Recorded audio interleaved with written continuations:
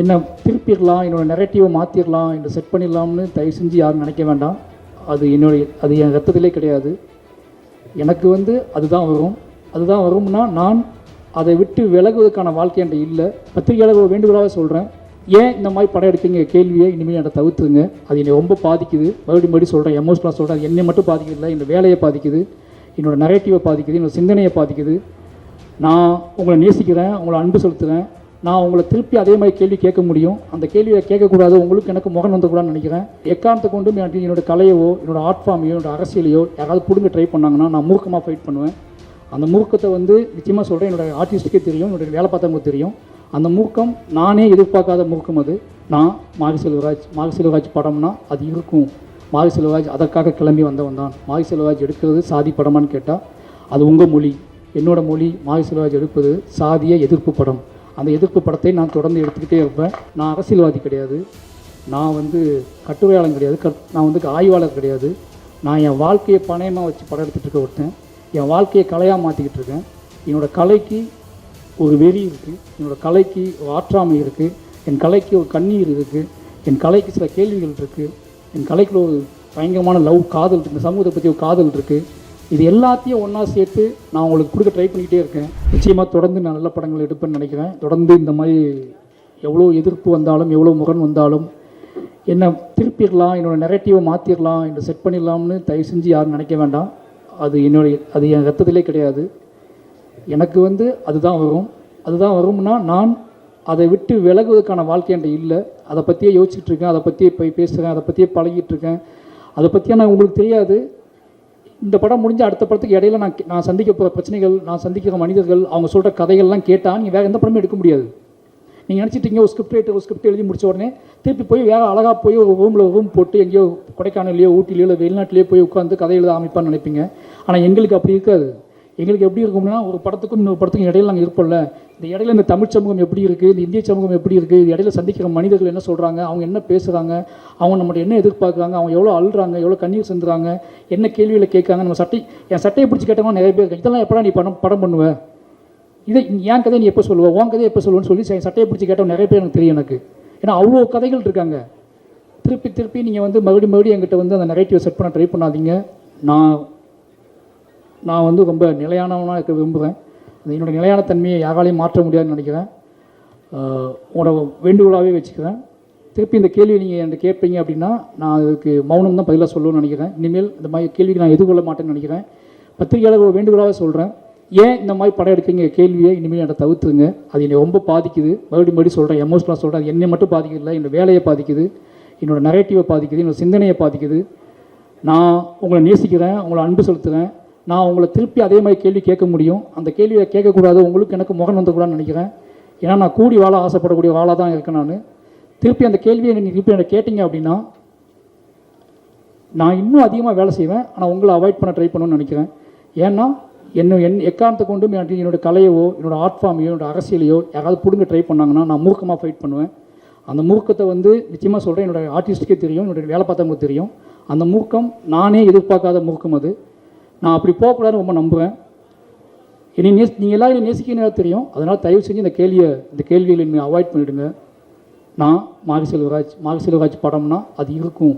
மாரி செல்வராஜ் அதற்காக கிளம்பி வந்தவன் தான். மாரி செல்வராஜ் எடுக்கிறது சாதி படமான்னு கேட்டால் அது உங்கள் மொழி. என்னோடய மொழி மாரி செல்வராஜ் எடுப்பது சாதிய எதிர்ப்பு படம். அந்த எதிர்ப்பு படத்தை நான் தொடர்ந்து எடுத்துக்கிட்டே இருப்பேன். நான் இதை ஒரு திமிர்லேயே சொல்லலை, இங்கே சொல்கிறேன், எமோஷ்னலாக சொல்கிறேன். நான் எப்போவுமே என்னோடய ஆர்ட் ஃபார்மை நம்புவேன். நான் அரசியல்வாதி கிடையாது, நான் கட்டுரையாளன் கிடையாது, நான் ஆய்வாளர் கிடையாது. நான் என் வாழ்க்கையை பணயமாக வச்சு படம் எடுத்துகிட்டு இருக்க ஒருத்தன். என் வாழ்க்கையை கலையாக மாற்றிக்கிட்டு இருக்கேன்.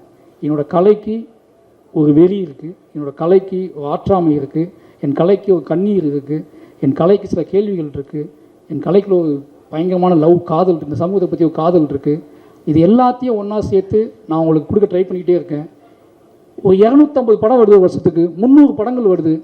உங்களுக்கு கொண்டாட்டம், உங்களை குதூகலப்படுத்தக்கூடிய படங்கள் எவ்வளவோ வருது. இந்த ஒருத்தனை விட்டுருங்களேன், அவனை ஏன் போட்டு அவனையும் திருப்பி அந்த கூட்டத்தில் போய் தலை ட்ரை பண்ணுறீங்க. இனி விட்டுருங்க. நான் உங்களுக்கு பார்க்க பிடிக்கலாம்னு பரவாயில்ல. தயவு செஞ்சு நான் உருவாக்கி கஷ்டப்பட்டு கற்றுக்கிட்ட என்னோட இவ்வளோ வாழ்வியல் அனுபவத்தை நீங்கள் முடிவு செய்ய முயற்சி பண்ணாதீங்க. மற்றபடி இதெல்லாம் பண்ணால் கூட ஏதோ வகையில் நீங்கள் என்னை ஏற்றுக்கொள்கிறீர்கள் அப்படிங்கிற பெரிய ஒரு பொறுப்பும் நம்பிக்கையும் எனக்கு இருக்குது. அந்த நம்பிக்கையின் அடிப்படையில் மறுபடி இந்த தமிழ் சமூகத்துக்கு முன்னாடி மாரி செல்வராஜியாக நான் என் நன்றியை சொல்லிக்கொண்டே இருப்பேன். நான் இந்த பாடலை பாடிக்கொண்டே இருப்பேன். கடைசியாக என்னோடய அசிஸ்டன்ட் டீம், என்னோடய கேமரா அசிஸ்டன்ட் டீம், என்னோடய ஒட்டுமொத்த டீம் என்னை பயங்கரமாக உழைச்சிருக்கானுங்க. அவனுக்கு எப்போவுமே உங்களுக்கு தெரியும் இந்த மாதிரி ஆள் கூட வேலை பார்க்கறது கொஞ்சம் கஷ்டம்னு சொல்லி, ஆனால் அவங்க எனக்கு நம்பி வேலை பார்த்துருக்காங்க.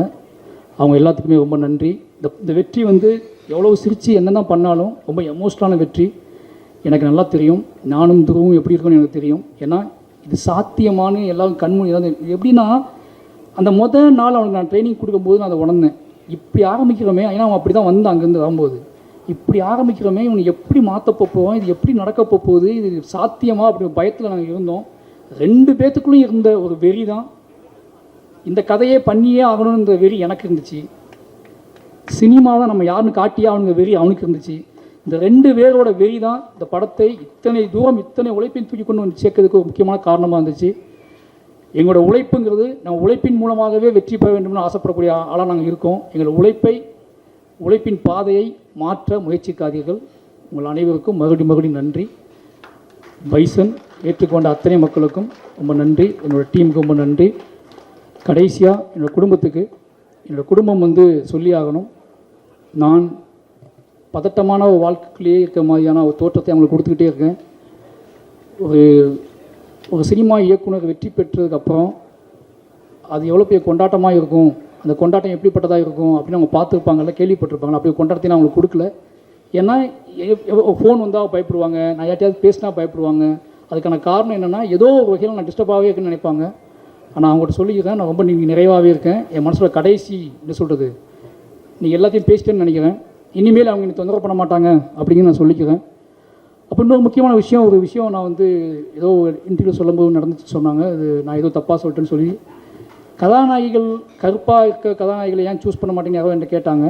நான் சொல்கிறேன், இது வரைக்கும் எந்த ஆர்டிஸ்ட்டையுமே வந்து அவங்க இந்த கலரில் இருக்காங்க, இவங்க எவ்வளோ அழகாக இருக்காங்க, நான் எந்த ஆர்டிஸ்ட்டையும் பார்த்ததில்லை. நாங்கள் எல்லாருமே வந்து எப்படி சொல்கிறதுனா, நாங்கள் எல்லாருமே வந்து யார் இதுக்கு முழுசாக உழைப்ப போடுவாங்களோ, யார் நம்ம நம்புவாங்களோ அவங்க கூட தான் நான் வேலை செஞ்சுக்கிட்டே இருக்கேன். அவங்களுக்காக தான் நான் வேலை செஞ்சுக்கிட்டே இருக்கேன். இது ஒருவேளை அப்படி நிகழாமல் இருக்குன்னா அதை நிகழ்த்துவதற்கும் நாங்கள் ஆசைப்படுறோம். அதை அப்படியான ஒரு சினிமாக்குள்ளே அப்படியான சாத்தியக்கூறுகள் வரணும்னா அது எங்கள் மூலமாக தான் வரணும்னு நீங்கள் ஆசைப்பட்டீங்கன்னா அதுவும் நடக்கும். அதையும் நாங்கள் செய்வோம்னு நினைக்கிறேன். அப்படியே அப்புறம் படங்களே நான் எடுப்பேன். அது ஒருவேளை ஏன்னா உங்களுக்கு நல்லாவே தெரியும் சினிமா வந்து காம்ப்ரமைஸில் ஒரு இடத்துல இருக்குது. ஏன்னா முதலாளிகள் இருக்காங்க, பட்ஜெட் இருக்குது, பணம் இருக்குது, ஆடியன்ஸோட மனநிலை இருக்குது.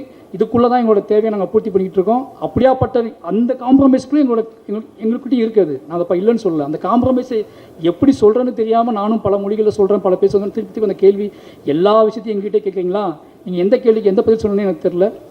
தயவு செஞ்சு சொல்கிறேன், அப்படி அந்த கேள்வி தப்பாக புரிஞ்சுக்கப்பட்டுருந்துச்சுன்னா மன்னிப்பு கேட்டுக்கிறேன். அது எந்த பிரச்சனையும் கிடையாது. ஆனால் ஒருவேளை நீங்கள் அதை விரும்புகிறீங்க அப்படின்னா, அப்படியான ஒரு சினிமா உங்களுக்கு வேணும் அப்படின்னா, அந்த சினிமாவை எடுப்பதற்காக மாரி செல்வராஜும் பா ரஞ்சித்தும் எல்லாருமே அதை முயற்சி பண்ணிகிட்டே வைப்போம். ஏன்னா மக்கள் விரும்பக்கூடிய மக்களுக்கு சின்ன ஏன்னா எங்ககிட்ட கேள்வி எல்லாமே பிரதான கேள்விகள் கிடையாது. எங்ககிட்ட கேட்கக்கூடிய கேள்விகள் எல்லாமே என்ன கேள்வி கேட்பாங்க, உள்ளுக்குள்ளே இருந்து ஒற்றை கேள்விகளாக உதிரிகளோட கேள்விகளாக இருக்கும். அந்த உதிரிகளோட கேள்விக்கு நீங்கள் அந்த உதிரிகளோட கேள்வியை நீங்கள் மதிக்கிறதுக்குல அதில் ஒரு கலைஞரோட பயங்கரமான ஒரு திமிர்த்தனம் இருக்குது. நாங்கள் உதிரிகளோட கேள்வியை மதிக்கக்கூடிய டைரக்டராக ஆர்டிஸ்ட்டாக இருக்குன்னு ஆசைப்படுறோம். அந்த கேள்விகளை நான் மதிப்போம். அதை ரஞ்சித்தனும் நான் நிகழ்த்தி காட்டணும்னு நினைக்கிறேன். நிச்சயமாக அதில் ஏதாவது புண்பட்டு இருந்தால் மன்னிப்பு கேட்டுக்கிறேன். மற்றபடி எங்கள் கலை மக்களுக்கானது. அதை மக்களுக்காகவே கொண்டு வந்து சேர்ப்போம். அதை எவ்வளோ விஷயம் இருந்தாலும் மக்களை நம்புகிறோம். நன்றி, வணக்கம்.